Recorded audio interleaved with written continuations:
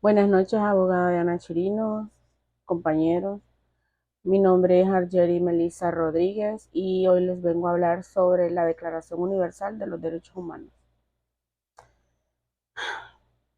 ¿Qué pasaría si te dicen que no tienes derecho a opinar, a estudiar o incluso vivir teniendo libertad? Parece increíble, pero esa fue la realidad que vivió el mundo durante la Segunda Guerra Mundial. Después de tanta violencia y sufrimiento, el mundo entendió que era necesario establecer un acuerdo común que protegiera a todas las personas, sin importar su origen, su idioma o su creencia. Y fue así como en 1948 nació uno de los documentos más importantes de la historia moderna, la Declaración Universal de los Derechos Humanos. En este video les voy a explicar cómo surgió, qué establece y por qué sigue siendo una guía esencial para el mundo de hoy. La Declaración Universal de los Derechos Humanos fue aprobada el 10 de diciembre de 1948 por la Asamblea General de Naciones Unidas en París.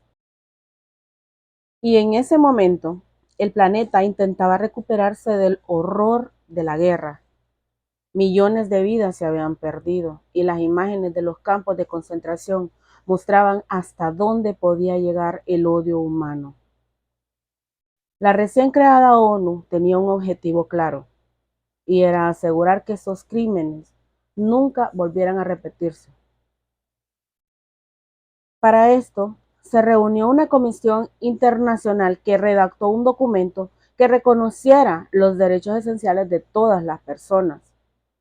Una de las figuras más destacadas fue Eleanor Roosevelt, quien presidió esa comisión. Gracias a su liderazgo, la declaración fue aprobada con el voto de 48 países, sin ningún voto en contra. Fue un momento histórico. Por primera vez, las naciones del mundo se unían para declarar que todos los seres humanos merecen respeto, justicia y libertad. Ahora hablemos de la declaración. La Declaración Universal de los Derechos Humanos contiene 30 artículos que resumen los derechos que todas las personas tienen por el simple hecho de ser humanos. El artículo número 1 dice que todos los seres humanos nacen libres e iguales en dignidad y derechos. Y a partir de ahí, cada artículo desarrolla distintos aspectos de esa idea. Por ejemplo, el artículo número 3 reconoce el derecho a la vida, a la libertad y a la seguridad personal. El artículo 4 prohíbe la esclavitud y el artículo 5 cualquier tipo de tortura o trato inhumano. El artículo 7 establece que todos somos iguales ante la ley y que nadie debe ser discriminado. El artículo 18 se garantiza la libertad de religión y pensamiento y en el artículo 19 la libertad de expresión. Pero la declaración también incluye derechos sociales y económicos. El artículo 23 habla del derecho al trabajo y a una remuneración justa. El artículo 24 del derecho al descanso y a las vacaciones. El artículo 26 reconoce el derecho a la educación gratuita y obligatoria en su nivel básico.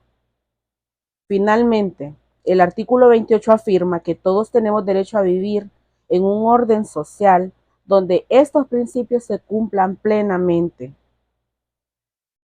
En conjunto, todos estos artículos representan una visión integral del ser humano, no solo libre, sino también digno, protegido y con oportunidades de desarrollo.